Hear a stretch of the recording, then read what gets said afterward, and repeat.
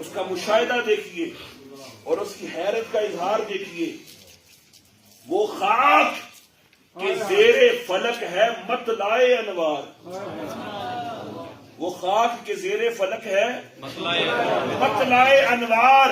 اس خاک کے ذروں سے شرمندہ ہے ستارے. اس خاک کے ذروں سے شرمندہ ہے ستارے. شرمندہ ہے ستارے. شرمندہ سمجھتے ہیں کس کو کہتے ہیں؟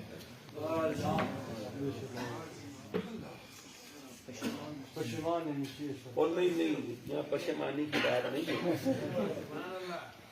اس فرمایا کہ اس مٹی کی جو ذرے ہیں نا یہ ایسے چمک رہے ہیں عشق مصطفیٰ کے نور سے.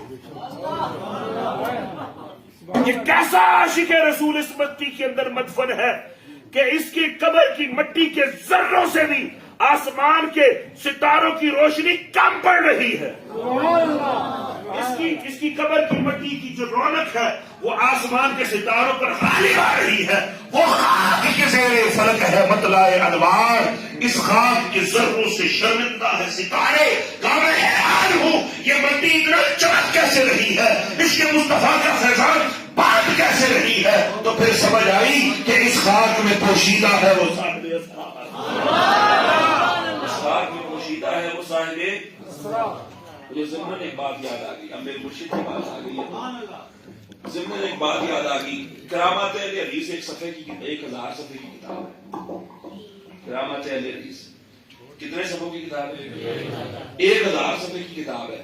تو اہل حدیث مسلک کے بہت بڑے عالم ہیں قاضی سلیمان منصور پوری رحمۃ اللہ علیہ نے 3 جلدوں کے اندر اس نے سیرت کے اوپر کتاب لکھی ہے. تو وہ لکھتے ہیں اس میں انہوں نے قاضی سلیمان کی کرامت لکھی ہے کہ ہم قاضی سلیمان جو منصور پوری ہیں یہ حضرت خواجہ محمد معصوم ضیاء سرہندی رحمۃ اللہ تعالی علیہ جو حضور جد پاک کی اولاد میں سے ان کی میت میں سلام شریف حاضر ہوا. ان کی میت میں سلام شریف حاضر ہوا اور جب وہاں پہ مراقبہ کیا نا تو مراقبہ کے دوران وہ کہتے ہیں قاضی سلیمان کے دل میں خیال آیا کہ جو خواجہ معصوم ہے یہ مجدد پاک کے